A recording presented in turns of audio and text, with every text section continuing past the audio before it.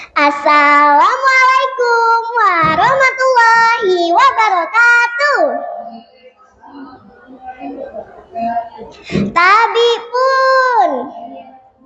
Perkenalkan, nama saya Nauzifatul Mudrikah dari SD Muhammadiyah Pringsewu. Hari ini saya akan menceritakan sebuah kisah perjuangan seorang pahlawan dari bumi Lampung yang berjudul Raden Intan II, sang harimau Lampung dari Kalianda. Di tanah Lampung yang subur, tempat lada hitam tumbuh menyelimuti bumi, pernah lahir seorang kesatria sejati. Ia bukan sekedar pemimpin, melainkan benteng bagi rakyatnya. Namanya harum hingga kini, yakni Raden Intan II. Bayangkan teman-teman, di usianya yang masih sangat muda, yaitu 16 tahun, Raden Intan sudah memanggul amanah menjadi ratu di Lampung Selatan. Bukan untuk duduk santai di singgasana, melainkan untuk menghadapi raksasa yang ingin menjajah tanah kelahirannya, yaitu bangsa Belanda. Di tengah ruangan, Raden Intan II berdiri tegap. Tetua adat mendekat membawa sebilah keris pusaka dan kain kebesaran. Anakku Raden Intan, hari ini matahari saksinya. Di pundakmu yang masih muda ini, kami letakkan amanah seluruh rakyat Lampung Selatan. Apakah kau siap memanggul gelar ratu? Kata tetua adat. 16 tahun usiaku. Oke, teman-temanku mungkin sedang asyik bermain di tepian pantai atau belajar memetik kecapi. Mengapa takdir memintaku untuk memegang keris dan memimpin pasukan? Jawab Raden Intan muda. Sebab tanah ini tidak butuh anak kecil yang manja.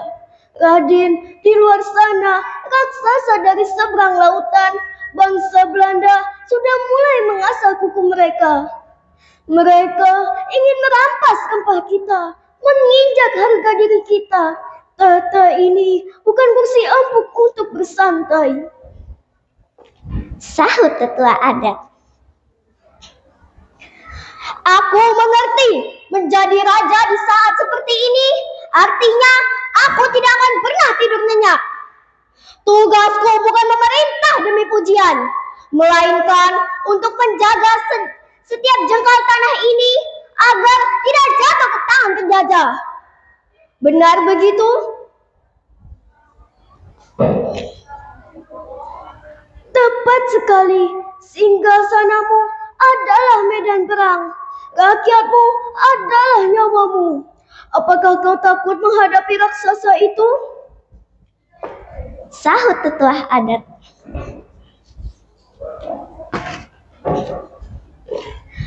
Jika darahku adalah harga untuk kemerdekaan Lampung, maka biarlah sejarah mencatat. Aku tidak akan pernah mundur setapak pun. Biarlah mereka besar seperti raksasa, tapi semangat kita jauh lebih tinggi dari gunung Raja Basa. Teriak lantang sang Raden. Perang pun pecah. Belanda berkali-kali mencoba menyerang, namun mereka selalu gagal menembus pertahanan rakyat Lampung. Bum, bum, bum. Suara meriam terdengar di mana-mana. Jangan gentar, maju terus demi bumi Rajurai. Belanda mulai frustasi. Mereka tidak bisa mengalahkan Raden Intan II dengan kekuatan militer. Akhirnya, seorang pengkhianat bernama Raden Rapat diperintahkan untuk bertemu Raden Intan II. dengan alasan ingin membicarakan bantuan. Namun itu adalah jebakan. Pasukan Belanda sudah mengepung.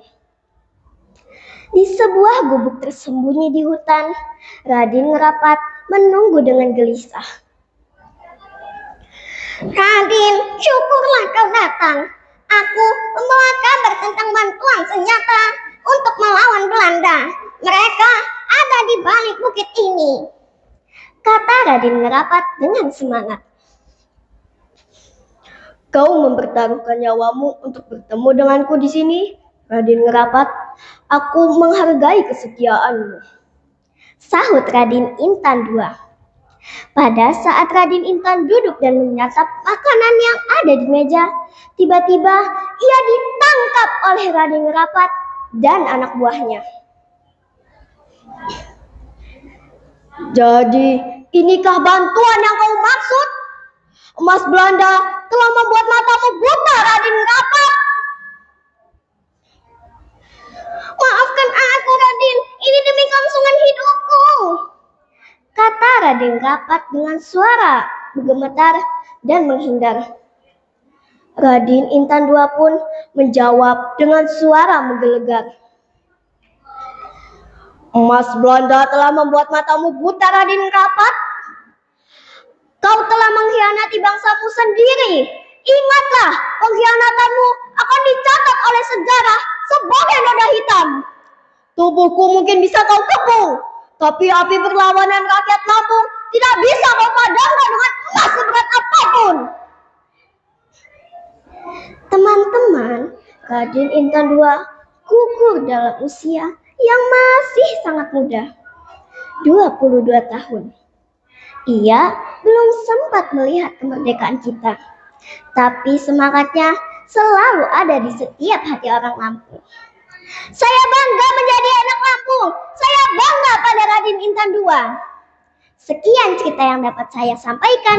Saya akhiri. Wassalamualaikum warahmatullahi wabarakatuh.